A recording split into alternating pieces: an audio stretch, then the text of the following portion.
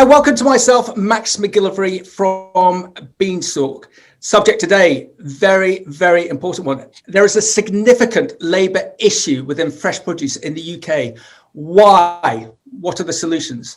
And the headlines scream, fruit farming on brink of collapse as Brexit causes shortage of pickers. Applications for seasonal workers at one Kent-based company are down 90% in the last 2 years, and there are fears for the future. A shortage of workers is driving up wages. Are we entering a new economic era? Brexit leads to a 90% drop in the number of foreign workers coming to the UK to work on farms in the summer. So everyone, in the UK over the last 4 weeks, labour supply has got significantly worse. Some farms have had to raise wages by over 60% to nearly £20 per hour for packhouse staff, and in addition, pay them up to £20 just to turn up for work. Businesses bringing product in from overseas are suffering the same issues and are now potentially looking to pack at their international source to supply their UK markets, or just not supply the UK ever again. This, of course, is totally unsustainable.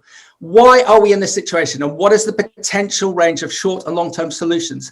Today, we've called upon 3 leading industry experts to give us their views on the ground, why we're in this situation, and what the potential solutions are. So we're just going to run around our 3 experts, our three guests, just to get an understanding as to who they are and who they represent. So no particular order. Mark Crawford, please introduce yourself and who you're aligned to.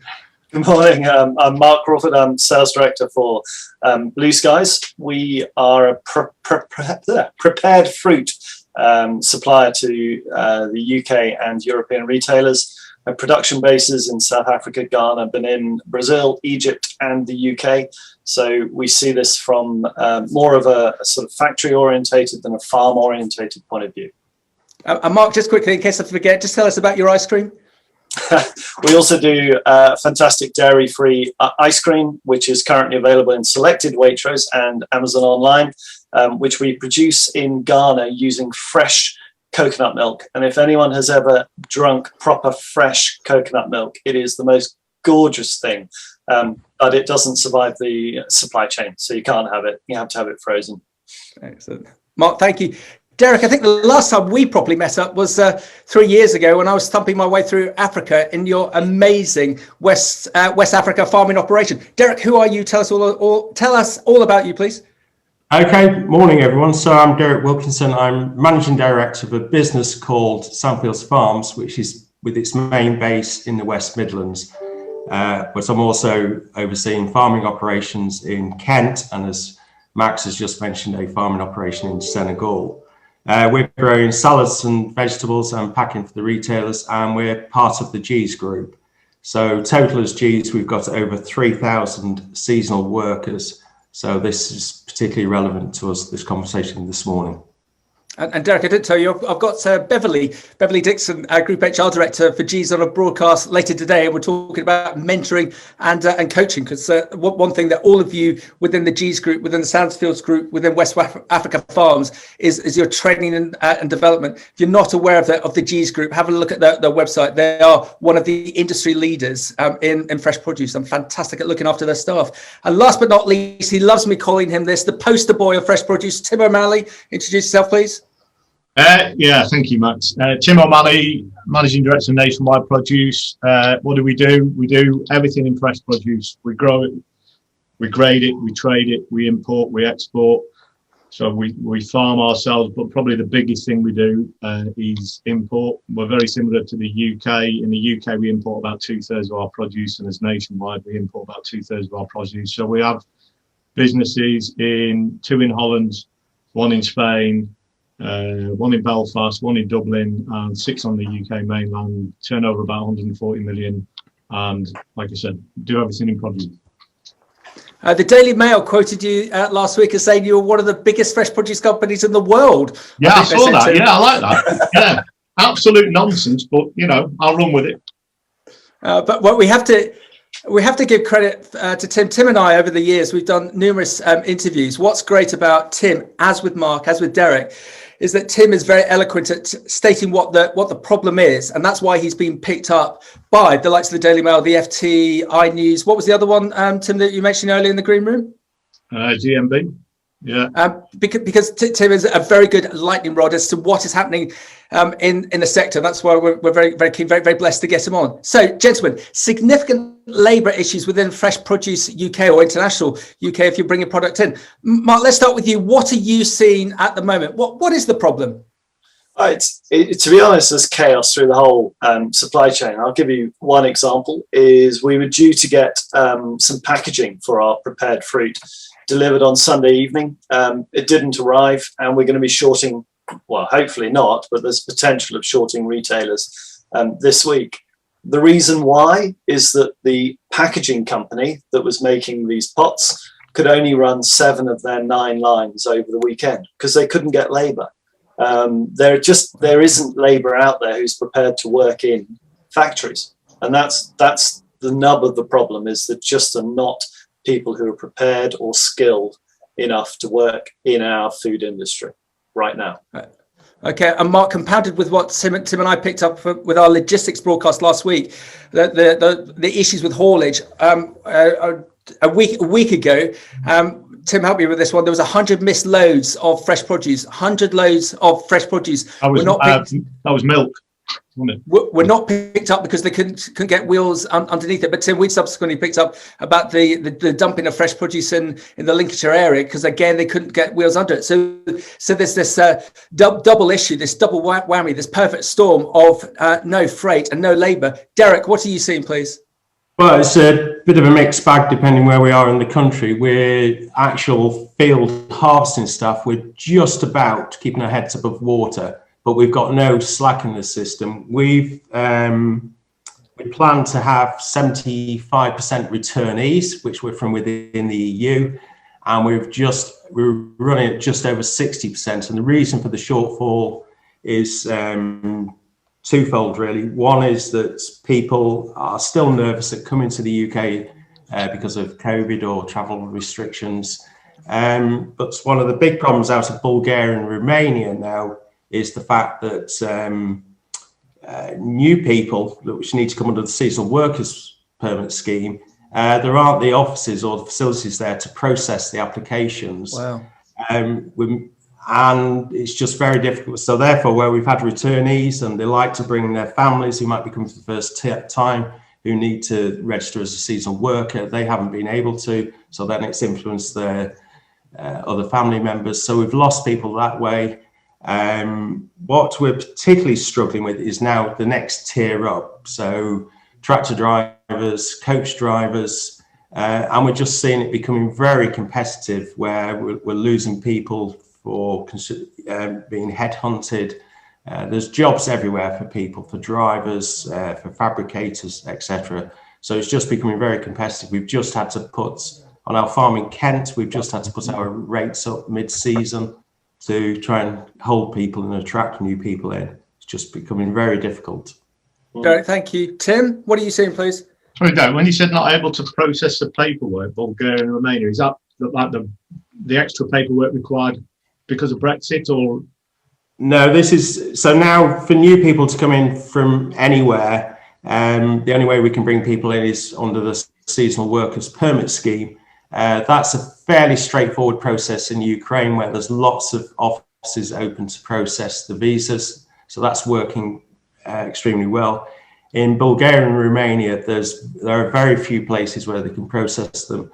The processing of visas has been subbed out to a company by the government, to a company called TLS, from memory I believe it is, and they only have people on the ground periodically and can only process so many in a day. It's expensive. People are having to travel a long way to get that visa processed.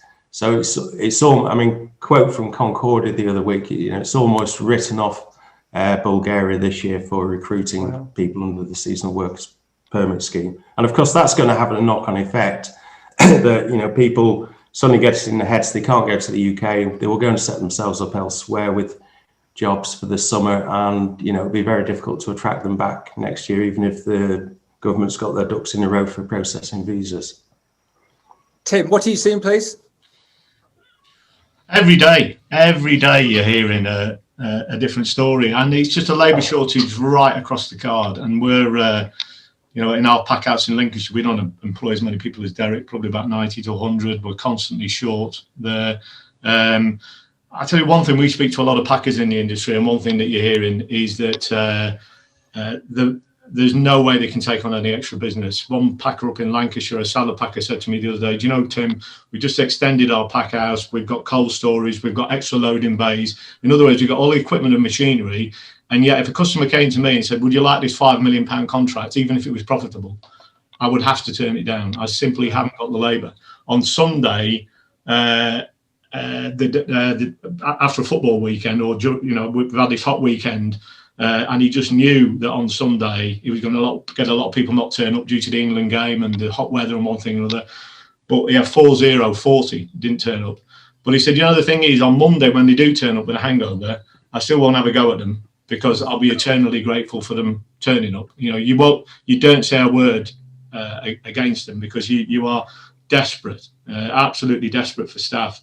And I think Mark alluded to it before, that he was saying that there's a lot of competitors ringing each other. In normal times, it'd be ripping out each other's throats to get supermarket business. And at the moment, we're in this bizarre position that competitors are ringing each other saying, can you take some of my business off my hands, please?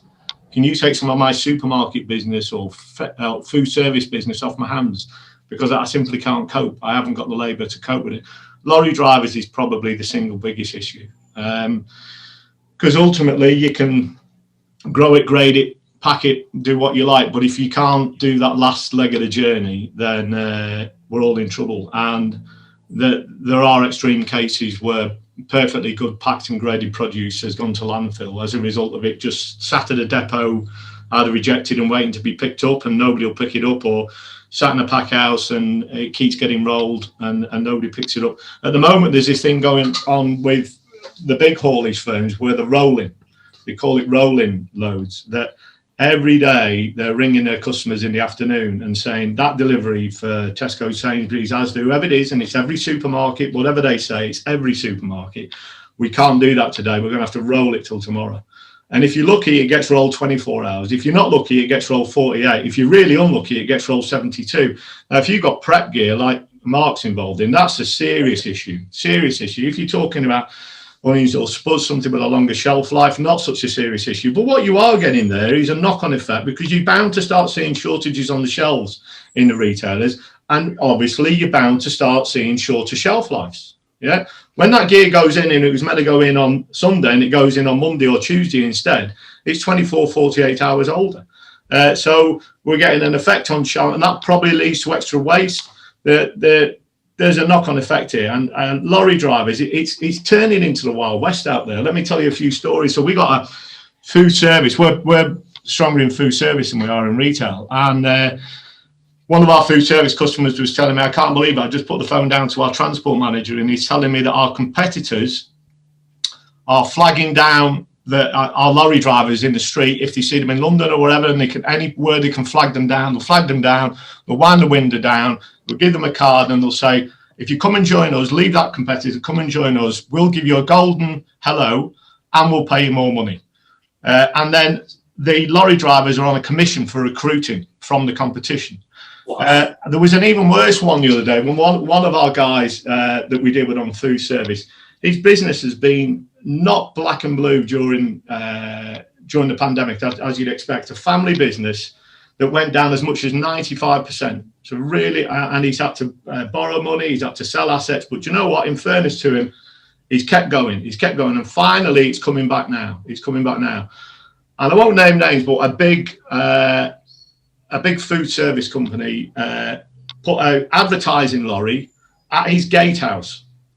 At the entrance to where all his lorry drivers come in, just stuck it at his gatehouse saying, we'll pay you more money and we'll give you these benefits.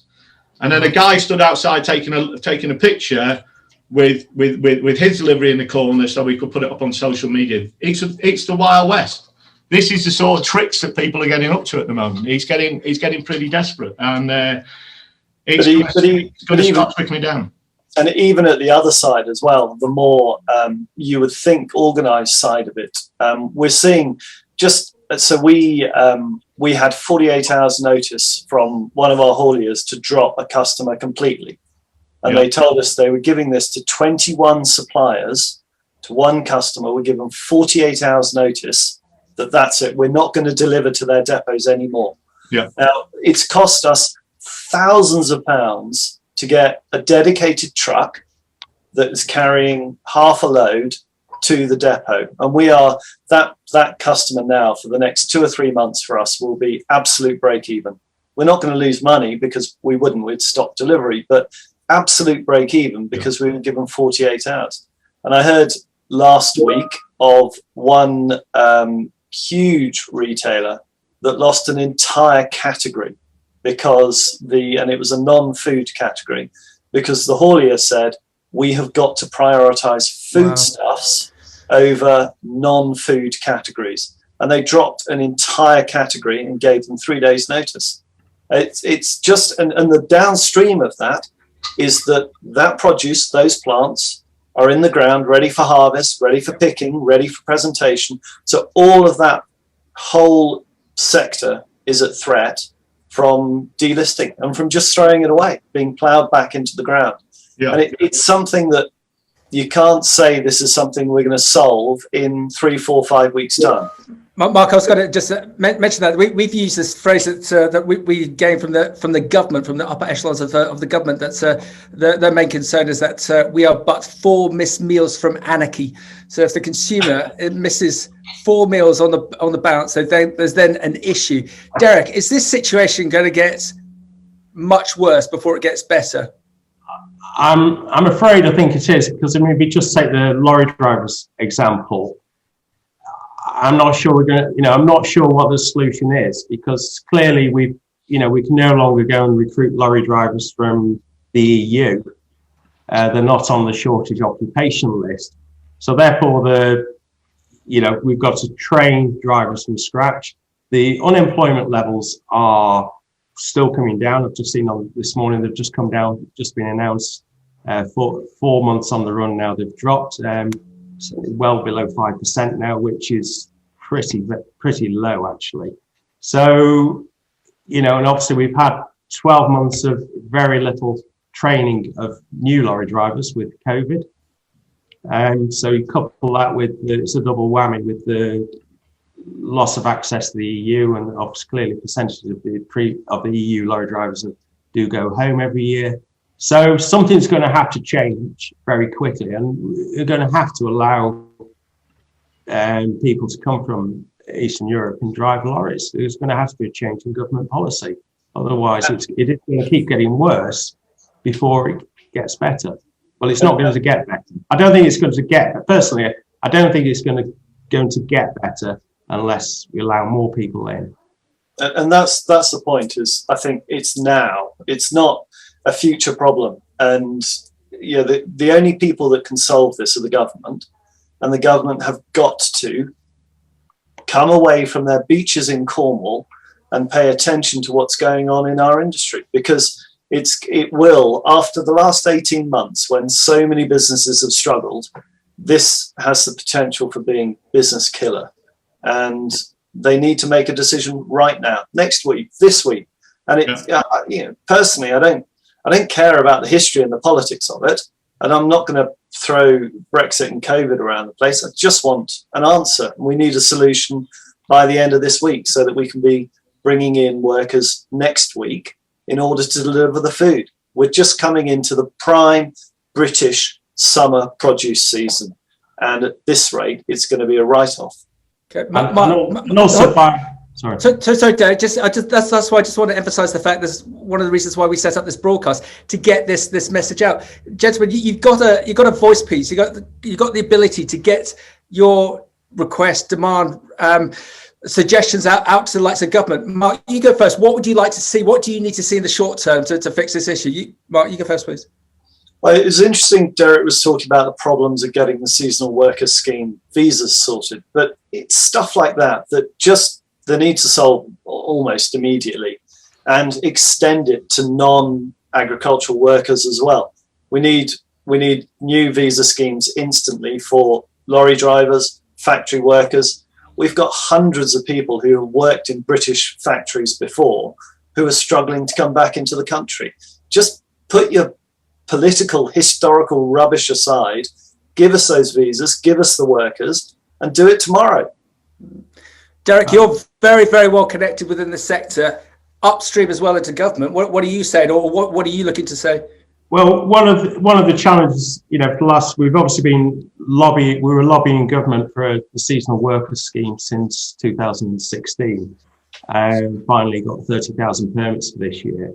But of course, one of the standard government responses is that, people voted for Brexit to get control of our borders.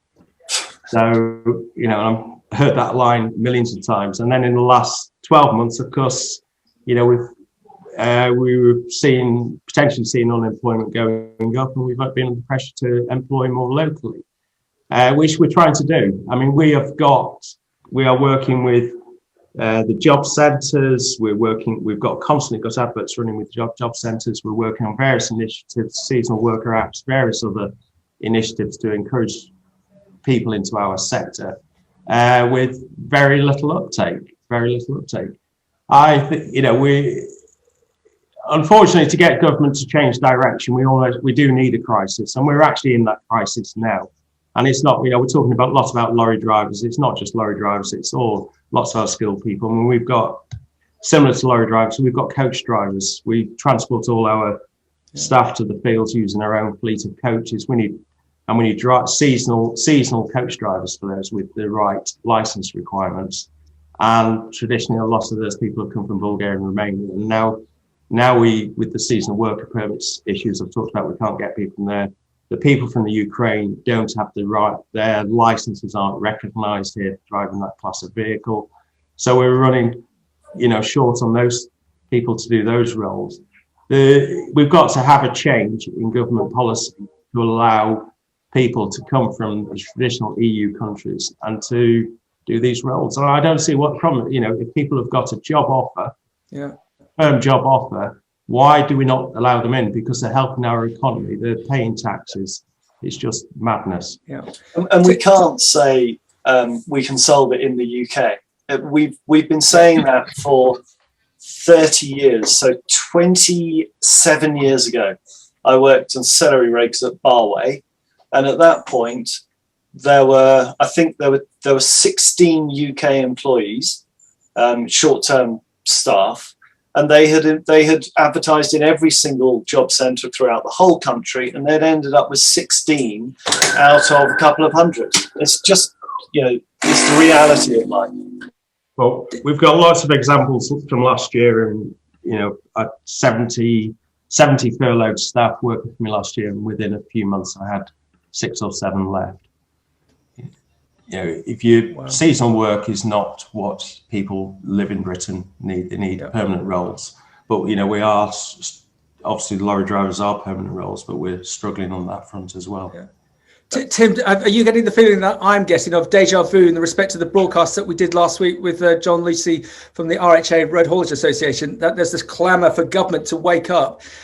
Tim, we're in a crisis now. Would you duplicate the views of Derek and Mark that we do need to see government intervention, and bloody quickly? It's the only thing that can sort this. I think the RHA said we'd like a SOAR scheme, a seasonal agriculture workers scheme for drivers, for lorry drivers. They're lobbying for a return to HGV driving scheme. So as you know, HGV licenses lapse if you've not used them for so long, but there's maybe a lot of people out there that they could bring back in. But, if there was some kind of fast track from the government, I'll tell you what the government do need to fast track, HGV tests. If they could just put some priority on that. I mean, what can you imagine an industry where you rely on this constant flow of people, and this is where lorry driving. I'm sorry to go back to lorry driving because I know we've got problems throughout the sector, packhouse staff and everything else. Derek, you're absolutely right. Agricultural staff everywhere. We've got problems everywhere.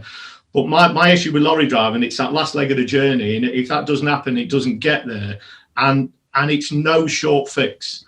You're talking 3 to 6 months, I say, minimum for things to filter through. And you haven't had anybody tested for about 12 months. 12 months. So that they reckon that's about 20 to 25,000 lorry drivers that should be in the system in normal terms. That are around. They reckon we're about 70 to 75,000 lorry drivers short. Now, goods aren't going to get to the shops, but it's not just we talk about produce, but I know I've heard it in dairy and cheeses, but I've heard it right across the card in food. But I'm also hearing about it in steel and aggregates and big building projects like HS2 being held up because they haven't got aggregates. They're waiting for aggregates and they're waiting for steel. And, can you imagine the cost on these sort of projects when they get held up and the inflation it causes and the cost that it causes right throughout the system? It's huge. So we need like a SOARS scheme immediately and a decent amount of visas being thrown at that. Return to HGV driving scheme. Prioritise HGV tests. And actually, interestingly, there was an article in the Manchester Evening News that mentioned me for some reason because I've been banging on, but it was more about a company in Manchester who had proposed to the government about putting retired army staff through because the army has their own HGV scheme and getting people from the army or ex-army through army training. In other words, bring in the army, get the army involved and do you know what? That's the sort of thing you get in a crisis. Derek said it. Mark said it. We are in crisis. We are in a crisis. And you look back at the start of the injection campaign. Who do we have standing up next to Boris? Can't remember his name, but a man in military fatigues. We are the army. We're going to get this sorted, and by golly, they did get it sorted. So Tim, actually, your idea about deploying the army to assist on the logistics side is a very good one.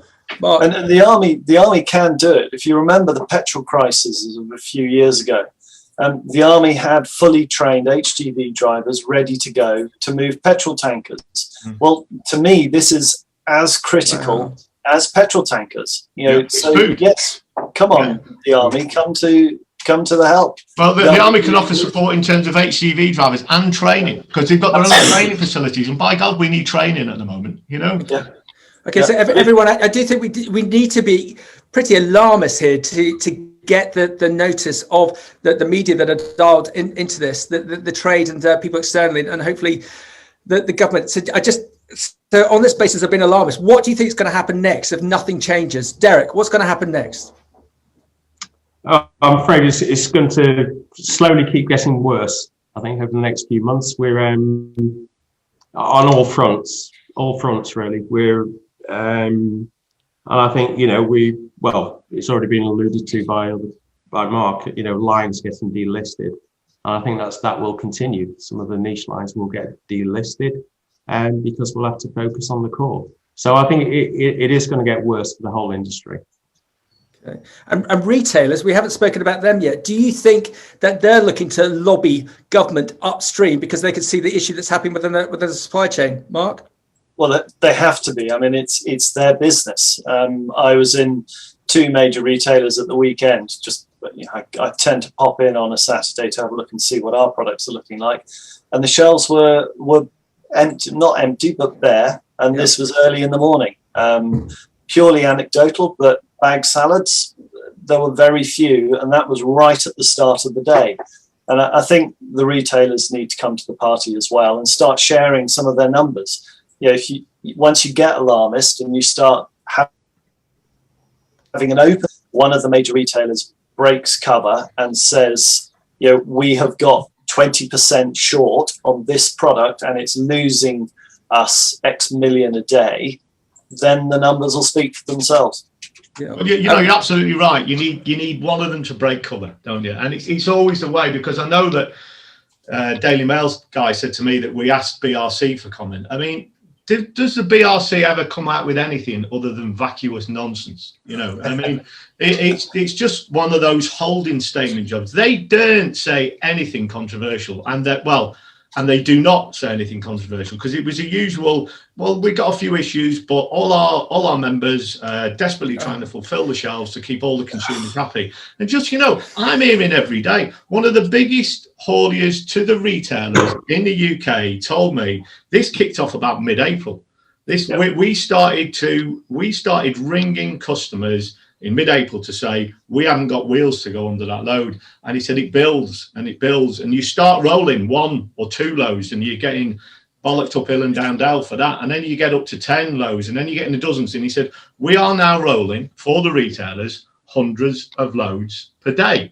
So don't look at me in the IBRC or any of the retailers and tell me you're not having trouble. You are. Yeah. Can one of you please break cover? And because you'll do far better than a gobby kit like me. You'll do far. You'll get far more attention. Yeah. And if they could break cover and put some numbers on this, Mark, you're right. Put some numbers on it. This means we have gone.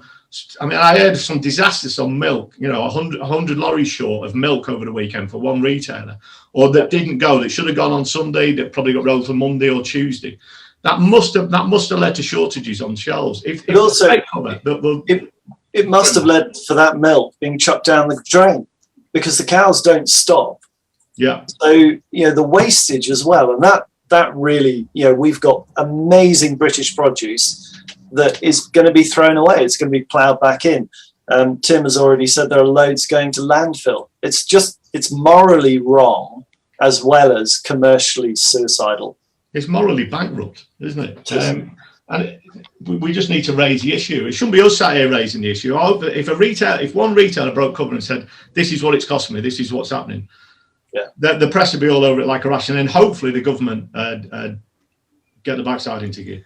But the problem as well, I mean, we flagged this a while ago, and as a business, so late last year, we recognised that Labour was tightening quite hard. And we've invested significantly in our factory in Corby in order, not necessarily for efficiency, but just to drop the number of people we have to employ. And we were in contact with our MP, and we had a response from the Minister of Future Borders and Immigration, a great title, who told us that it was our industry employment practices which were to blame.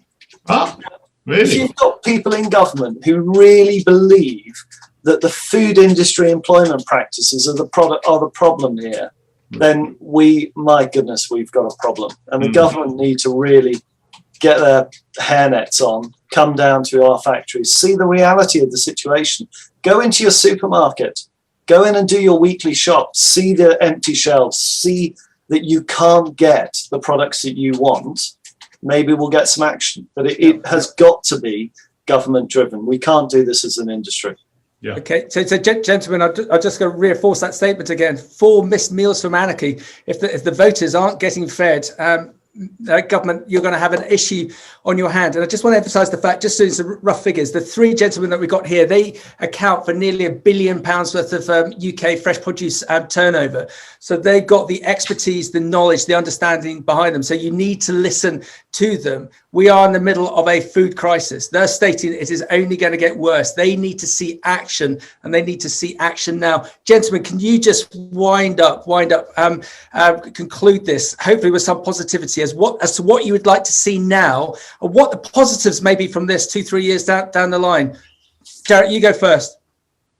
Okay, yeah, well, I think, the one thing we haven't mentioned, first of all, is if the situation doesn't ease, we are going to see some significant food inflation. Yeah, that will come, and we will. And I say also, the range will shrink because if I suddenly run short of labour next week and literally can't harvest all the crops, then it'll be the higher margin crops that I'll keep harvesting, and the more marginal ones will disappear. I think what we need going forward, we need government support on this to help unblock the logjam of getting people in to do some of this work. We also need to be encouraging British workers into this sector. We're involved in lots of projects, and we've got to be prepared to invest in training for people to encourage them in. Hopefully, I'm always positive. We will get through it. We will come out the other side, and hopefully we'll be stronger for it. We're only just at the beginning of the UK season, so we don't want to give up just yet. We've got a few months ahead of us. The crops are looking fantastic, so let's hope we can unblock this in the next few weeks or few months. Derek, thank you. Mark? I think the positive in the longer term to come out of this the UK has an amazing agri-tech industry, and these sorts of things, a crisis brings about change. I think we'll see more investment in labour reduction, which means we won't need as many people. And I think this sort of thing drives those decision makers. We've already invested in labour reduction, and as a country, we complain our productivity is low. Well, here we go. Here's an answer, or not an answer, but here's a crisis that means if we can drop 10% of our workforce through investing on labour-saving technology, it increases the overall country's productivity. So maybe some positives will come out of it. But I still can't deliver my wretched mango next week into the retailers. Wow. Tim? Derek's absolutely right about inflation, because our industry, we've just had this ridiculous situation where we've had a price war going on with the retailers for at least 10 years, and the price of fresh produce on the shelves just going down and down and down. We've got to drive some inflation back in. We've been moaning about that as an industry, and now it's just going to have to come back in, because when you've got farmers paying an extra 60% more. We had one grower telling me that, like everybody else, I do one reasonable sized pay rise a year. I've done 3 in the last 6 weeks. Wow. There's got to be some inflation. With regard to a bright side, I was trying to think of a bright side, but actually better working practices, isn't it? Mark and Derek touched on this, and they're absolutely right. And if you look at transport as an example, stop carting around fresh air. I mean, that's something we need to do. Stop carting around fresh air. I think the customers have got used to this luxury. I mean, probably looking at food service a bit more in some ways and wholesale, because in fairness to the retailers, they tend to be full pallets and tend to be full loads. But, a lot of my customers have got used to 6-7 days a week delivery, and they'll order something, and there'll be 120 on a board, and they'll order 62, or there'll be 80 on a board, and they'll order 43, and you can't really put anything on top.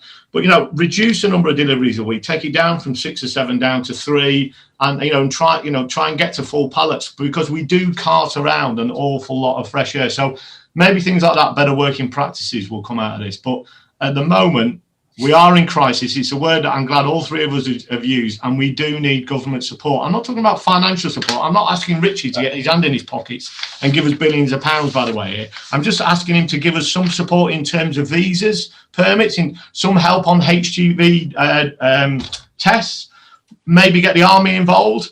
A seasonal worker scheme, prioritise HGV tests, return to HGV driving scheme.